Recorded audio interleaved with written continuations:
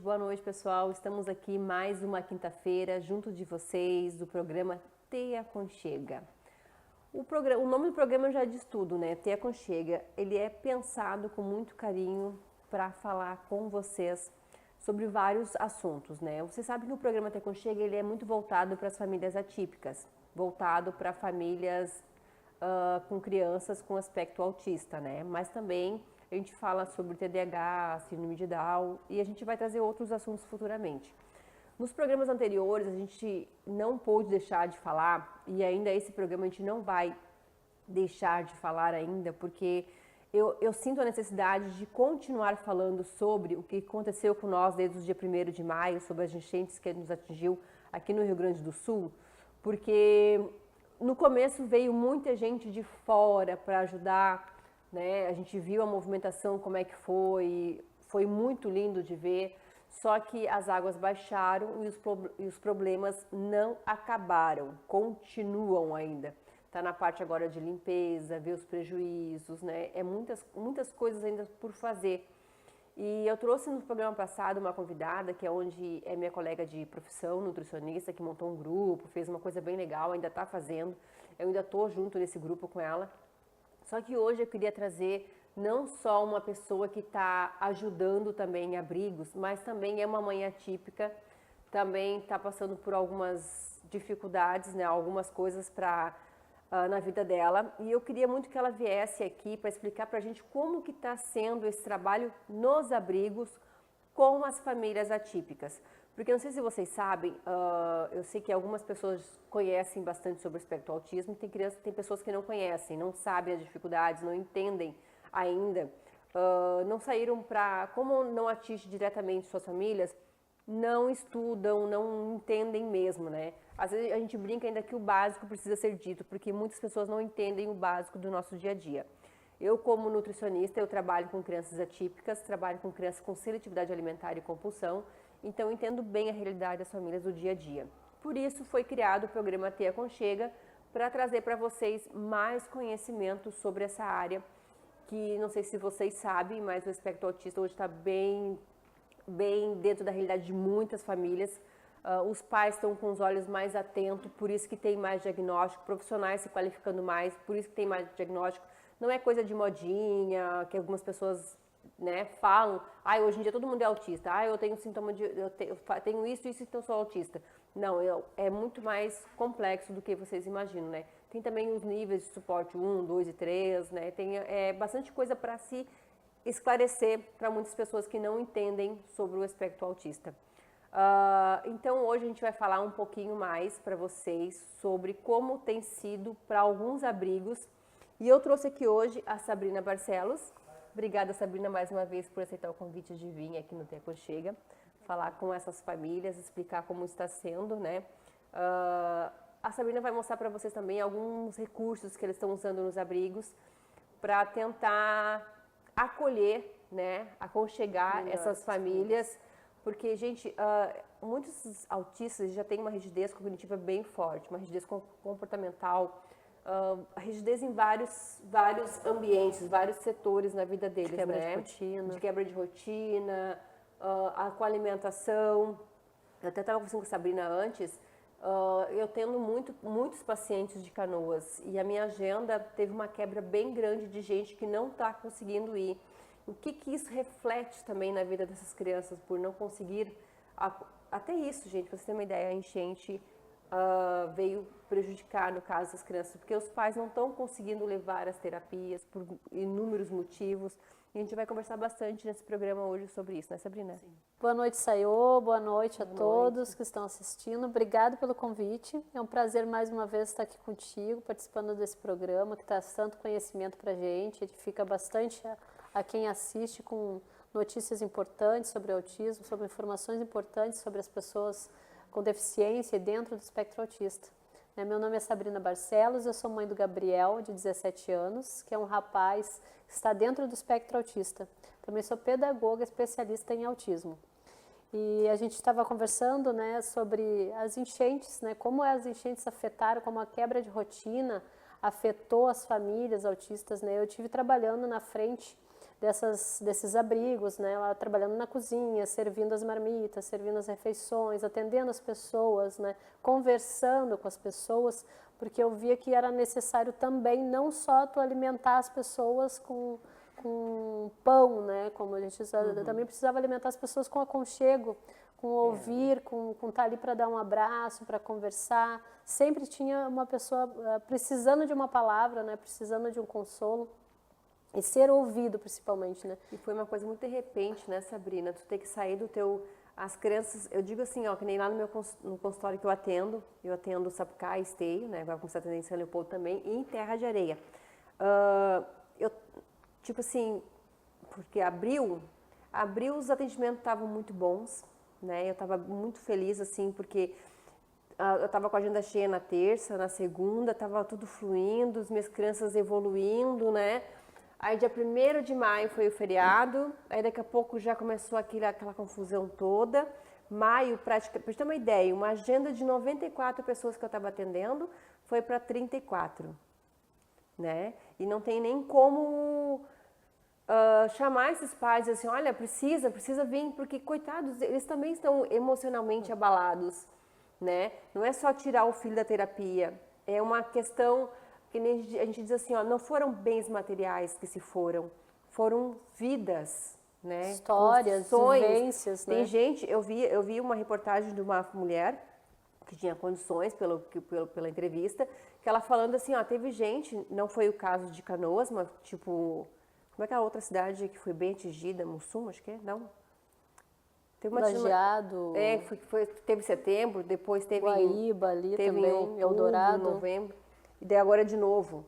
Eu digo assim, eles reconstruíram, pintaram suas casinhas, foram lá, financiaram imóveis e perderam tudo de novo. Não tem mais nem nome na praça para comprar de novo, né? Teve casas que foram destruídas completamente, né? Sim. E aqui em Canoas não teve essa destruição, mas foi uma coisa terrível, surreal, né? Que aconteceu, né? Para todas as famílias que perderam algo foi muito difícil, mas para a família atípica isso tem uma intensidade muito maior, porque tudo que acontece com nossos filhos é muito intenso. Eu vou dar o exemplo do Gabriel, nós não fomos afetados pela enchente, né, mas de certa forma nós fomos afetados também, porque o Gabriel deixou de ter aula, né, então quebrou a rotina dele, daí vocês põem a magnitude disso.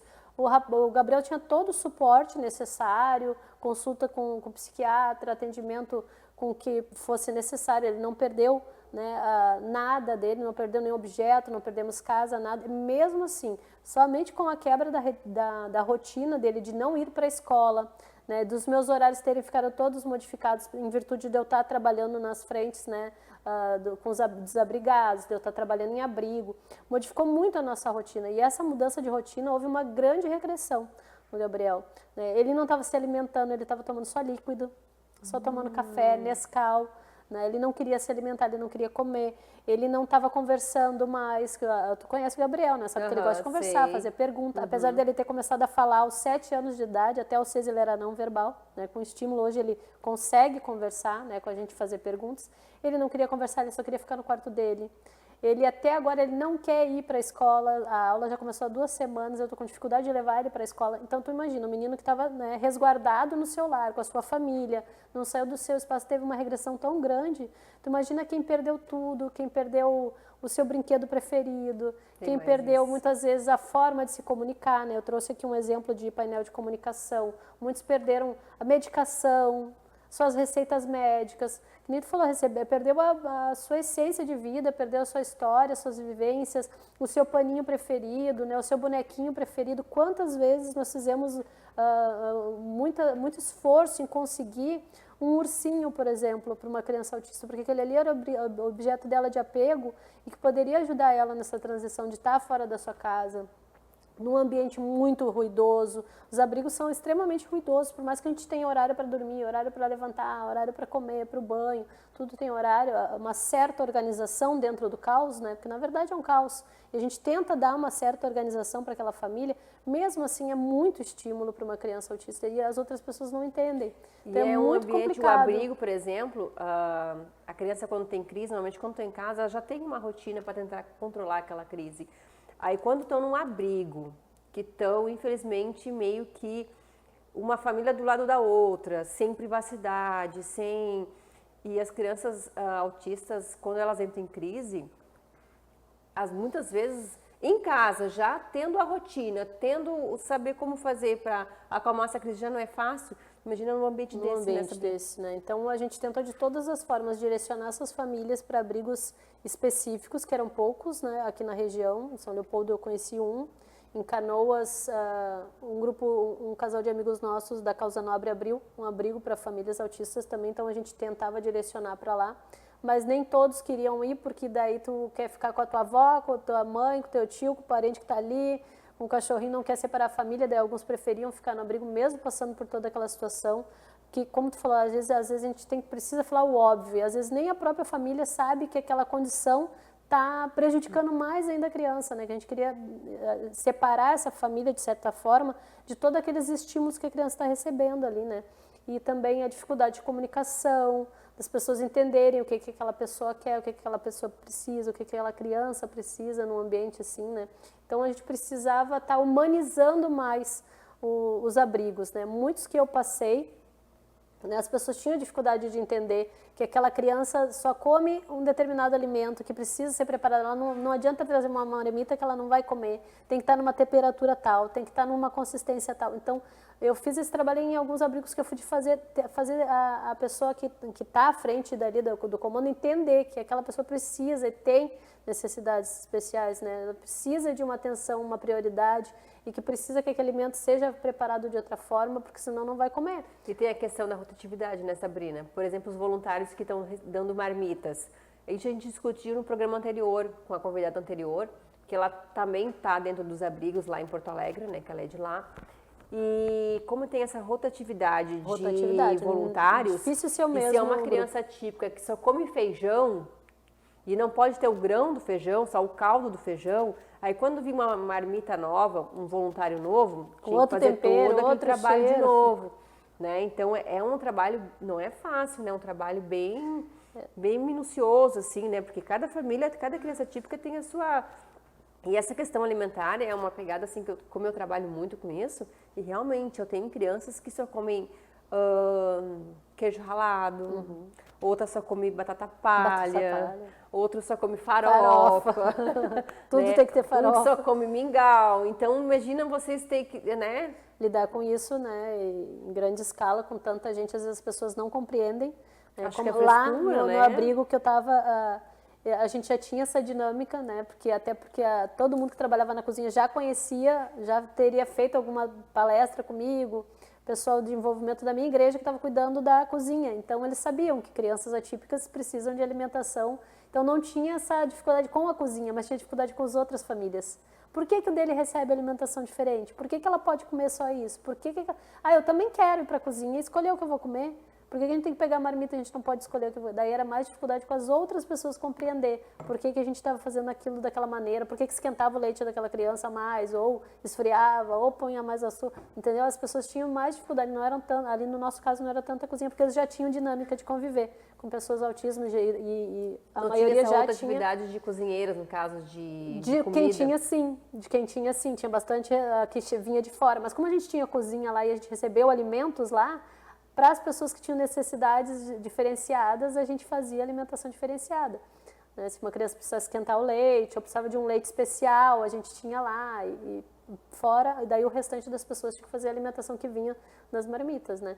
Hoje a gente está cozinhando tudo lá, eu acredito, porque eu me afastei um pouco da frente de serviço justamente porque o Gabriel se desorganizou muito. Sim. Então eu precisei me afastar também um pouco da frente de serviço, lá trabalhar mais em casa e ir poucos dias da semana ajudar, porque o Gabriel se desorganizou muito.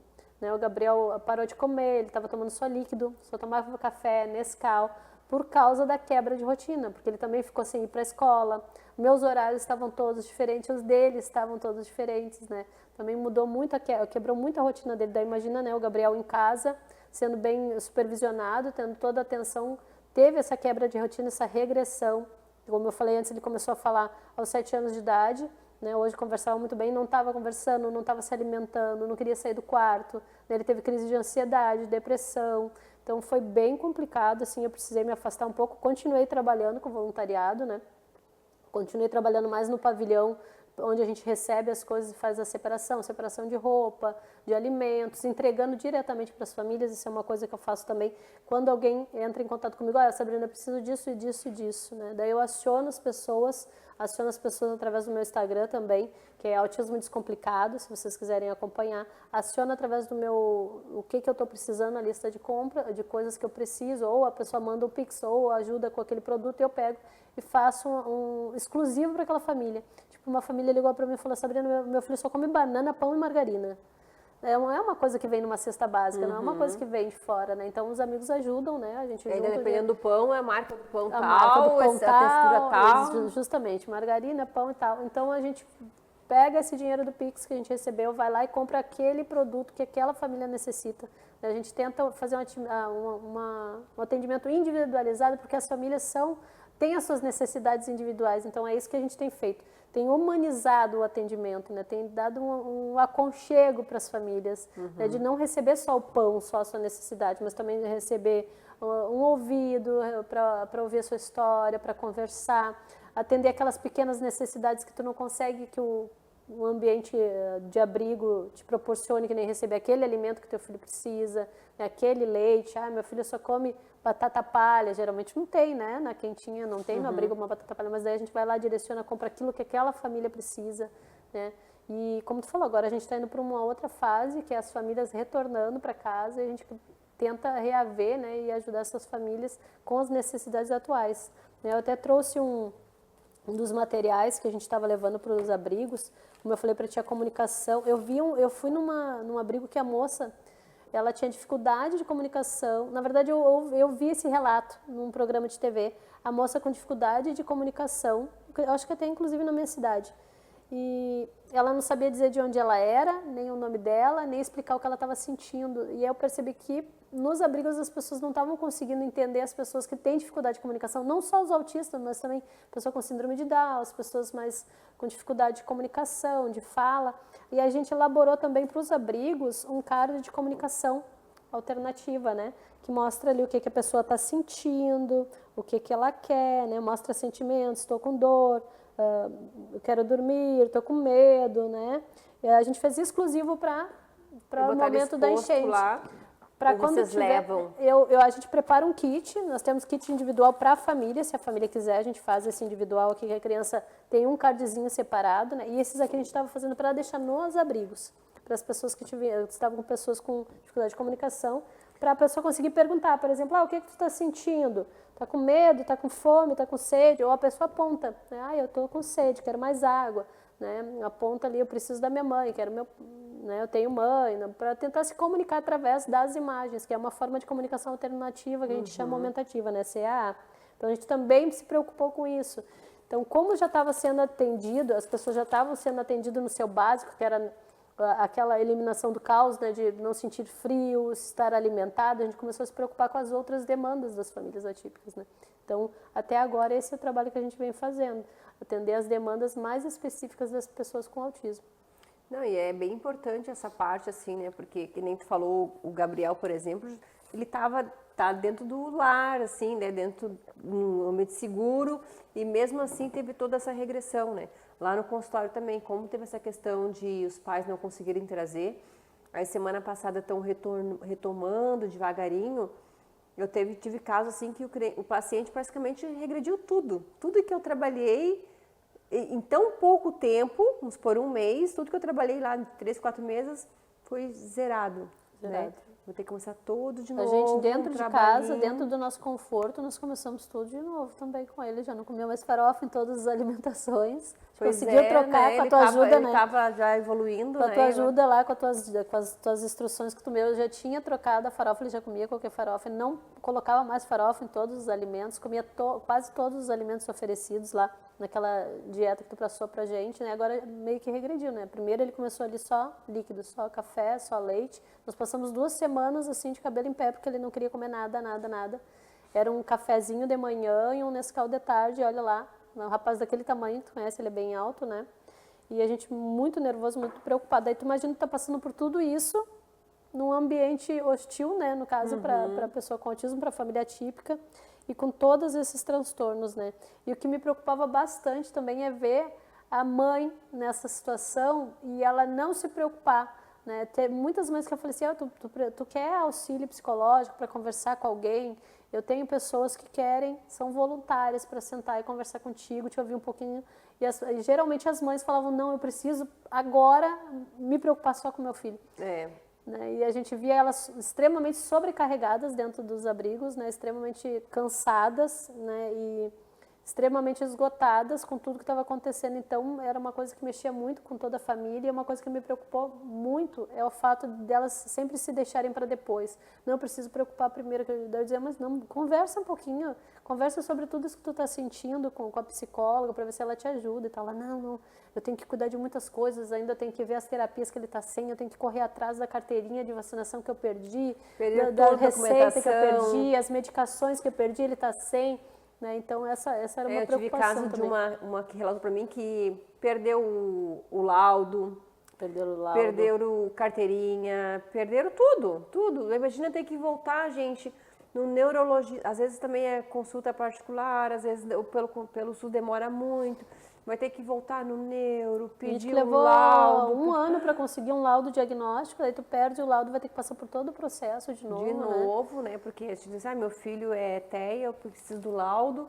Aí, se for no mesmo médico, tudo bem, né? O médico já conhece a criança. Mas às vezes você vai no médico novo, porque pelo SUS... Principalmente pelo SUS, né? Eles não tem uma rotatividade muito grande de médicos, então tu vai lá no médico novo, ele vai começar todo o processo de novo, toda a investigação de novo, para ver se realmente aquela criança tem autismo, né? Ou não. E nesse tempo todo a criança fica ali sem atendimento. Nem documento, né, família? Nem identidade, nem CPF, nada. Não tem carteira de motorista. Às vezes tem pessoas que perderam tudo.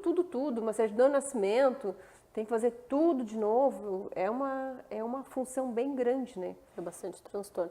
E às vezes a gente pensa assim, eu não posso fazer nada para essas pessoas. Eu não tenho dinheiro para ajudar, eu não tenho o que fazer.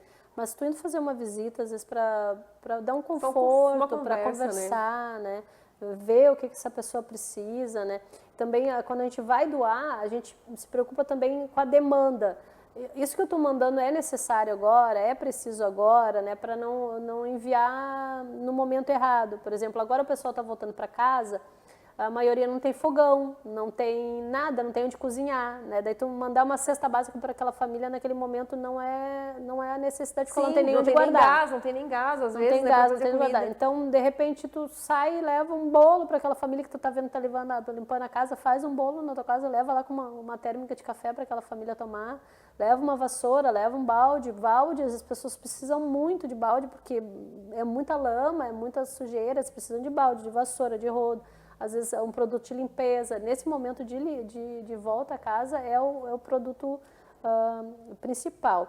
E por que a gente tem que ter essa visão? Porque às vezes tu quer ajudar, mas daí tu manda uma coisa que naquele momento não está precisando. Água, as pessoas ainda precisam, né? Nas casas, retornando às casas, porque tem gente ainda que não tem água potável para beber. Eu acho que é uma questão bem assim, nós aqui do Sul, do Rio Grande do Sul, até eu fiz um comentário num programa do colega, despertou uma coisa muito linda no aqui do Rio Grande do Sul, né? Não sei se tu concorda comigo, Sabrina, de um acolher o outro, um ajudar, se realmente a gente se abraçou, né? Sentiu a dores um do outro, assim, tanto que a gente fala, 80% da população do Rio Grande do Sul foi atingida, e os 20% que não foi indiretamente porque está ajudando esses 80%. Né? Não teve como tu ficar numa bolhazinha e não fazer nada, porque alguém próximo de ti foi atingido de alguma forma. Então, tu está ajudando essas pessoas. Claro que o Rio Grande do Sul praticamente inteiro ficou sem água potável durante praticamente 20 dias. Lá em casa a gente estava juntando água numa piscininha de 1000 litros que a gente comprou para tentar, pelo menos, jogar no vaso. Daí meu marido fez um negocinho, uma bomba lá para ir para a caixa para nós tomar um banho, né? Para lavar uma louça, porque porque mais de 20 dias eu acho que a gente ficou sem água em Sapucaí, Cerca de 20 dias sem água, Sapucaí, Esteio, São Leopoldo, Canoas, Porto Alegre, Canoas, praticamente todas as cidades afetadas pela enchente. Quem não foi afetado pela água entrando na sua casa foi afetado por não ter água em casa, né? Então, todos de alguma forma se traumatizaram com essa situação. E o serviço não parou, viu, gente? Ainda tem muita coisa para ser feita. Não acabou. Isso que a Sabrina falou, assim, ó, de direcionar realmente o que cada família esteja precisando. Eu também atuei desde o começo diretamente com famílias, falei com alguns abrigos, mas as que eu fui já tinham nutricionistas responsáveis, né? Então eu fiquei como um apoio para essas nutricionistas, atendendo fórmulas infantis e também para os adultos, para idosos que precisavam de fórmulas, né? Que é pacientes com sonda gástrica, né? E também aparecia um caso lá de uma família que precisava da fórmula, mas também precisava de fralda, ou precisava de pomada para assadura, um remedinho, alguma coisa assim. Tinha fórmula de Pix, né? Então eu ia na farmácia e comprava exatamente aquilo que aquela família estava precisando. Aí não tinha esse desperdício de ir lá comprar trocentos, né, sei lá, de alguma coisa que aquela família não precisa, chega lá e larga, a família não sabe nem o que faz com aquilo, né? E sai distribuindo para outros. Isso também foi uma coisa bem legal, que se não tem demais aqui, vai lá para o vizinho que precisa. Justamente. E assim a gente vai... E todo mundo pode ajudar de alguma forma. Por exemplo, a gente pode se preocupar ali com questões além da alimentação, né? Levar um mimo, por exemplo, no Dia das Mães, eu comprei uns kits bem bonitinhos, assim, um kit de costura que vinha com uma agulhinha, uma tesourinha, né? As mulheres que vinham fazer, sempre tem alguma coisa para consertar, a gente não tem nada. Ocupar a mente, né? Uma lixa de unha para um mimo, um carinho mesmo. No Dia das Mães a gente fez um kitzinho com lixa de unha, um kitzinho de costura, mais um recadinho para elas, né? Para as crianças fizemos um mimo. Eu faço massinha de modelar constantemente, porque elas sempre pedem. Gosto, faço massinha de modelar em casa. Eu não compro, eu vou lá, faço a massinha de modelar em casa, ponho nos potinhos e levo para os abrigos, para as crianças. Porque essa parte do aconchego, essa parte do amor, do carinho. Para os idosos a gente fez kit crochê, kit tricô, caça-palavras, imprimia os caça-palavras assim nas folhinhas e levava também para os idosos nos abrigos, kit chimarrão para as famílias, né? Então não é só de pão que vive o homem, né? A gente também precisa alimentar o espírito das pessoas para eles terem força de retomar, para eles terem vontade de reviver, né? Porque foram muitas perdas. Então a gente preocupar com o carinho, preocupar com o aconchego, todo mundo pode, né? Tu pode fazer uma visita e lá levar, que a gente falei, levar um bolinho, levar um cafezinho para a família que tu tá vendo que tá limpando uma casa lá, dar esse aconchego. E é isso, gente. Mais um programa Tem Aconchego encerra hoje, encerrando, né? Quinta-feira a gente volta. Eu vou ver se a Sabrina tem disponibilidade de nós gravar mais um programa juntas para falar mais sobre esse assunto. Se vocês tiverem alguma dúvida, perguntar de como vocês podem ajudar agora nesse momento, né? Porque isso também acontece, as pessoas ficam meio perdidas, querem ajudar, mas não sabem como. Eu, pelo menos lá no começo, fiquei assim, né? Agora eu já estou já bem focada na parte que eu estou ajudando. E se você tem uma dúvida, quer ajudar e não sabe como, chama a gente que a gente dá uma direção, te ajuda de alguma forma. E muito obrigada pela audiência, muito obrigada, Sabrina. Obrigada. E até o próximo programa. Um beijo no coração de todos.